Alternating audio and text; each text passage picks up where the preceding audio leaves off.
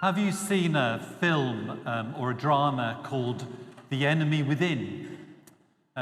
You might well ask actually which one, because there's been quite a few films. I think there was a Batman film called The Enemy Within, and there was a drama last year, and many more.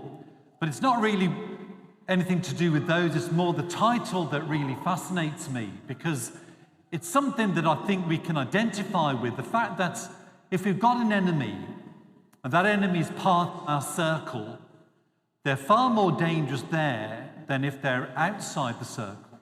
So, for example, if the enemy is within your team or in your workplace, or worse still, if you feel like someone within our own family is like an enemy, then they can be really destructive, far more so than if they're outside. And the other thing I think too, this strikes a chord a bit with the gospel, is that if we have got an enemy, say within the family, when I say an enemy, someone who's causing havoc,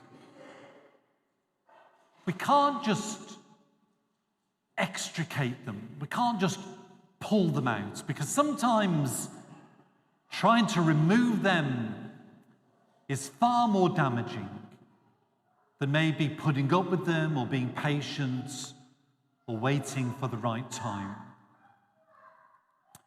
So, okay, if we accept that the enemy within is more dangerous, what about the possibility that there's an enemy within us? Do you ever hear somebody say he's his own worst enemy? I think it can be true that within us there can also be an enemy. But sometimes I don't think it's that easy to tell. And you know, that's one of the things about wheat and darnel. I've got a picture of wheat and darnel here.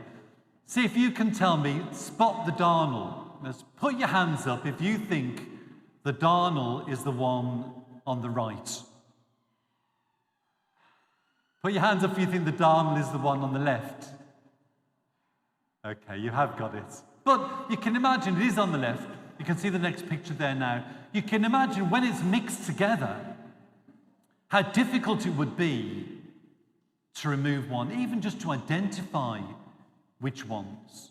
And I think that is also true of maybe the enemy within us. Sometimes it's not so easy to know what is our strength and what is our weakness, because sometimes they can be the other side of the same coin. I've got some examples here. What about if you say of someone, oh, she's a perfectionist? Is it a strength or is it a weakness? Or you say of someone, oh, he's great, he's so laid back. Again, or someone who's no pushover, someone who speaks their mind, someone who really believes in justice. I know that one of the things I sometimes hear at funerals is, oh yeah, he never did anyone any harm. And somebody else might ask, well, he actually never did anyone any good either. So sometimes in our lives, you know, we do have great strengths. We all do. But sometimes too, those strengths can be our undoing. They can be the very thing which lead us away from God. And the way we tell is very simple.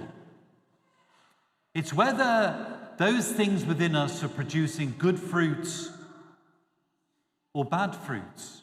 And like in the gospel, the thing is we don't rip them out, because often what we've been given is something very special, something wonderful.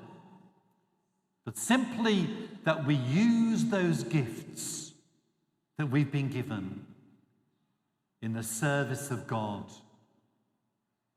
in the service of our family. I was thinking of another one there yesterday. Was she's an amazing worker, gives 100% to her work. You just think, how much of percentage goes to the family? What percentage goes to God and his church? Our strengths have to be at the service of God and humanity. And we ourselves have to shape them and sometimes take away the things that make them like Darnell. Let's pray in our Mass today for God's Spirit to help us to see, to guide us in our lives, and to use the gifts that we've been given in the service of the Lord.